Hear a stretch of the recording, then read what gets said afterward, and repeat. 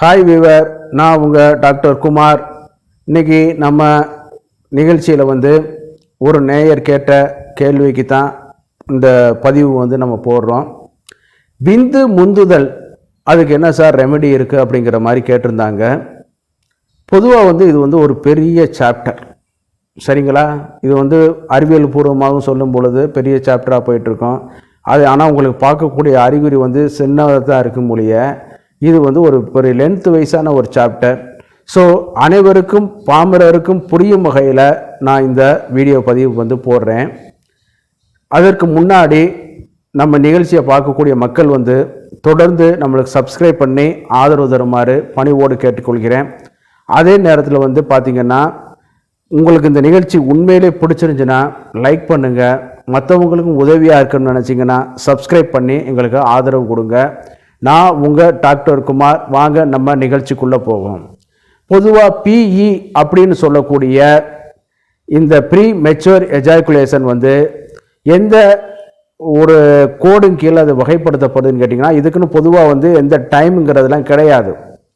International code of disease, சர்வதேச code of டிசீஸுங்கிற ஒரு அமைப்பு, அதாவது ஒரு ரேங்கிங் கொடுக்கறது என்னன்னு கேட்டிங்கன்னா 15 செகண்டுக்குள்ளே பெண்குறியில் நீங்கள் வச்சு 15 செகண்டுக்குள்ளே அந்த உங்களுடைய விந்து வெளியேறிடுச்சுன்னு கேட்டிங்கன்னா இது ப்ரீமெச்சூர் எஜாக்குலேஷன் சொல்கிறாங்க. அதே அமைப்பு என்ன தெரியுமா சொல்லுதுன்னு கேட்டிங்கன்னா உடல் உறவுக்கு பொதுவான டைம் தீர்மானிக்கப்படலைன்னு சொல்கிறாங்க. பொதுவாக சிலவர்களுக்கு 1 நிமிஷம் இருக்கும், சில ஆளுக்கு 2 நிமிஷம் இருக்கும், சில ஆளுக்கு 3 நிமிஷம் இருக்கும். சினிமா படத்தில் காமிக்கிறதெல்லாம் போய் அது நம்ம ஃபஸ்ட்டு இங்கே சொல்லிடணும். அதே மாதிரி ஐலட் சொல்லுவாங்க, இன்டர் வெஜினல் லேட்டன்சி டைம். அந்த செமன் விந்தணுக்குள்ளே உள்ளே புகுந்து யோனிக் குழாயில் ஆண்குறி நுழைஞ்சு எவ்வளோ நேரத்தில் வெளிப்படுதுன்னு கேட்டிங்கன்னா 1948 கின்ஸ்லே ரிப்போர்ட் என்ன தெரியுமா சொல்லுதுன்னு கேட்டிங்கன்னா இந்த லேட்டன்சி டைம் எவ்வளோ தெரியுமா இருந்திருக்குது? 6லேருந்து 8 நிமிஷம் வரைக்கும் இருந்திருக்கு. அன்னைக்கு உள்ள ஆளுங்க எவ்வளோ பவராக இருந்திருக்காங்கிறத நீங்கள் இன்றைக்கி நினச்சி பார்த்துருக்க வேண்டியது. இப்போ 6லேருந்து 8 நிமிஷம், 3 நிமிஷமே மார்க்கு போட்டுட்ருக்காங்க. அதாவது 2வது டைம் 3வது டைம் பண்ணுறவங்களுக்கு வேணால் அந்த டைம் இருக்குமே ஒழிய முதல் டைமத்திலே அந்த மாதிரி வர்றதுக்கும் வாய்ப்பு கிடையாது. 2வது டயத்துலேயும் அதை சுத்தரவாக எழுச்சி குப்புறப்படுத்துகிறாங்க. அதனால் அது கிடையாது. நான் சொல்கிறது அறிவியல் பூர்வமான ஆதாரம் இருக்குது. கின்ஸ்லே ரிப்போர்ட் சொல்லி நீங்கள் எடுத்து பாருங்கள்.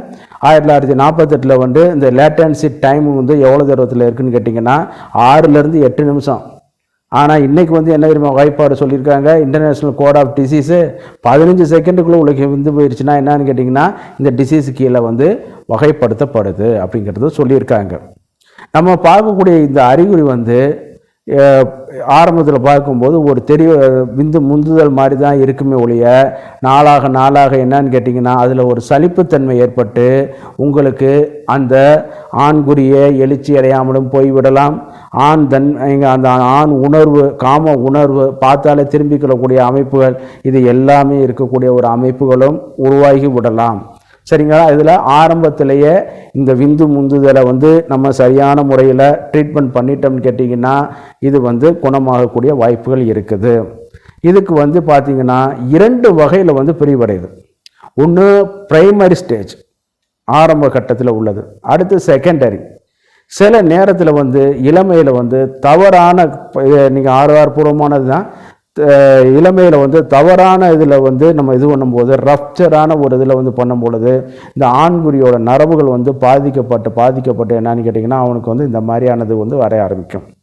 அதே நேரத்தில் சின்ன வயசில் நார்மலாக இருந்துட்டாங்க, பெரிய வயசில் வரும்போதுன்னு கேட்டிங்கன்னா அது செகண்டரி ப்ரீமெச்சூர் எஜாக்குலேஷன் சொல்லுவோம். 2ஆம் நிலை விந்து முந்துதல்னு சொல்லக்கூடிய ஒரு இது. பொதுவாக இந்த மாதிரி ஒரு பேசிக்கு தெரிஞ்சால் தான் அடுத்து இந்த சாப்டருக்குள்ளே போகிறதுக்கு உங்களுக்கு வசதியாக இருக்கும். சரிங்களா? இந்த மாதிரி வரும்பொழுது 2ஆம் நிலையில் தான் நம்ம சொல்லக்கூடியது ஒபேசிட்டி, சரிங்களா, சர்க்கரை வியாதிகள், அதே நேரத்தில் தைராய்டு, ஹைப்பர் தைராய்டிசம் சொல்லக்கூடிய ஒரு இது, டெஸ்டோஸ்டிரான் குறைபாடுகள், சரிங்களா, முறையான உடற்பயிற்சி, தேக பயிற்சி இல்லாமல் இது இருந்த இடத்துலையே உட்கார்ந்து வேலை செய்யக்கூடிய ஒரு இது. பொதுவாக பார்த்திங்கன்னா இந்த ப்ரீமெச்சூர் எஜாக்குலேஷனு பைல்ஸும் யாருக்கு வருதுன்னு கேட்டிங்கன்னா மனுஷனுக்கு மட்டும்தான் வருது. இந்த மாடு நாயெல்லாம் பாருங்கள், அதுக்கு ப்ரீமெச்சூர் எஜாகுலேஷன் இருக்குதா? நாய் எவ்வளோ தூரம் போட்டு பண்ணிகிட்டு இருக்குது பார்த்தீங்களா டாக்லாம்.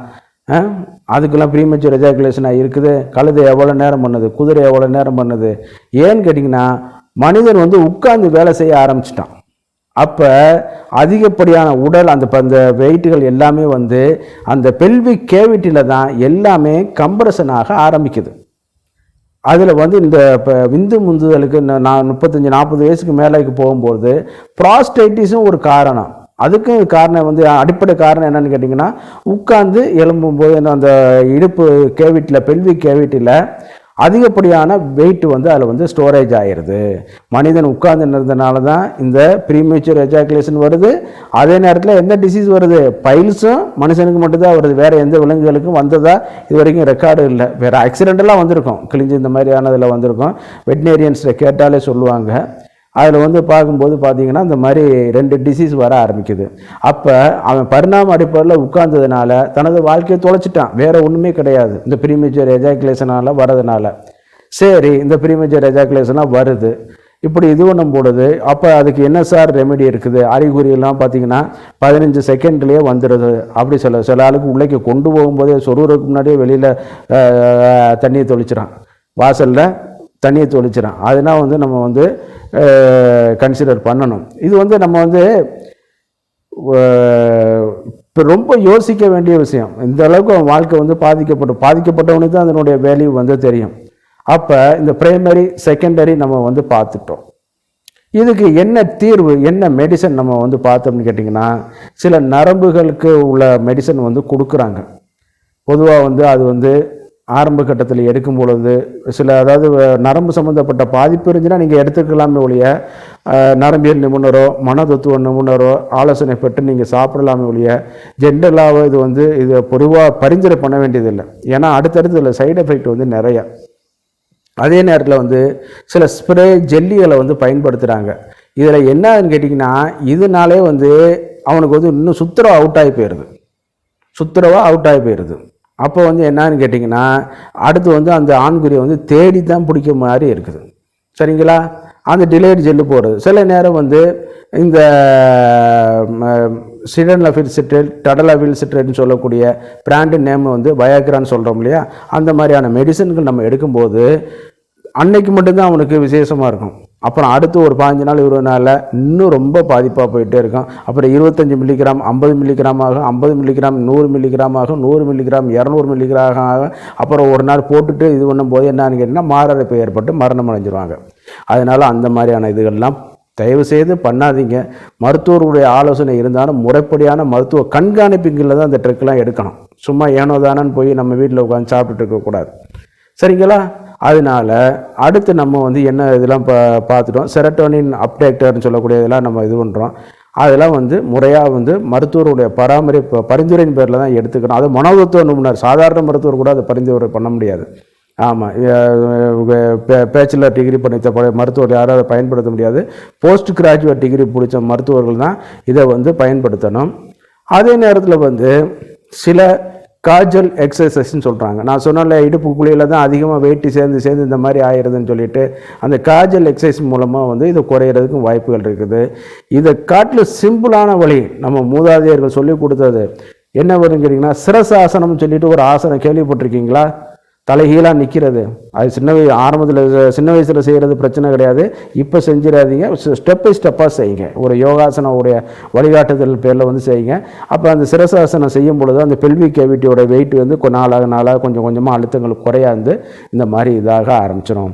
அதே நேரத்தில் வந்து யூரின் பாஸ் பண்ணிவிட்டு உடல் உறவு கொள்ளுங்கள். சில நேரம் வந்து மாஸ்டர் பேஷன் பண்ணி சுய இன்பம் பண்ணிவிட்டு அடுத்து 2வது தடவை வரும்போது கொஞ்சம் டைம் எடுத்து கொடுக்க வைக்கும். சரிங்களா? நல்லா வந்து கொட்டைப்பாக்கு, ஜாதி பத்திரி இதெல்லாம் இது பண்ணுங்க. நல்லா வந்து நார்மலான வெத்தலை பாக்கு, சரிங்களா, இதெல்லாம் இது பண்ணி வேறு வஸ்துக்கள் சேர்க்காத வெத்தலை பாக்குகளை வந்து நீங்கள் பயன்படுத்தலாம். அதே மாதிரி ஜாதி பத்திரி, மிளகு, லவங்கம் இது வந்து ஜென்ரலாக நம்ம பட்டை, கிராம்பு எல்லாமே நம்ம வந்து இந்த குறைபாடுகளை குறைக்கக்கூடியது. அதுலேயும் வந்து பார்த்திங்கன்னா அந்த கிராம்பு வந்து பார்த்திங்கன்னா ஒரு அனஸ்தட்டிக்கான எஃபெக்டில் வந்து இருக்கிறதுனால வந்து என்னென்னு கேட்டிங்கன்னா அந்த செரட்டோனின் செலக்டிவ் ரீஅப்ரேட்டர் பண்ணக்கூடிய செயலை வந்து இந்த கிராம்பு இது வந்து பண்ணி கொடுக்க வைக்குது. அதனால் நீங்கள் உணவில் வந்து நல்ல கிராம்பு இதுகள்லாம் போட்டு நல்லா சாப்பிட்ற மாதிரி பார்த்துக்கிறங்க. நல்லா வாக்கிங் போங்க. சர்க்கரை வியாதி கூட இருந்துச்சுன்னு கேட்டிங்கன்னா சர்க்கரை வியாதிகளை இது பண்ணி கொடுங்க. தைராய்டு இருக்குன்னு நம்ம சொல்லியிருந்தோம்னு கேட்டிங்கன்னா அந்த தைராய்டை கண்ட்ரோல் பண்ணுறதுக்கான இதுகளையும் நீங்கள் பார்த்துக்கிறங்க. இந்த பயிற்சிகள் எல்லாம் பண்ணுங்கள். அடுத்து இன்னொரு விரிவாக ஒரு வீடியோவில் போகிறேன். என்ன அன்றைக்கி ரொம்ப சாப்டர் பேசணும்னா நல்லா இருக்காது. நான் உங்கள் டாக்டர் குமார். இந்த நிகழ்ச்சி உங்களுக்கு பிடிச்சிருந்துச்சுன்னா லைக் பண்ணுங்கள், ஷேர் பண்ணுங்கள், சப்ஸ்கிரைப் பண்ணுங்கள். நன்றி, வணக்கம்.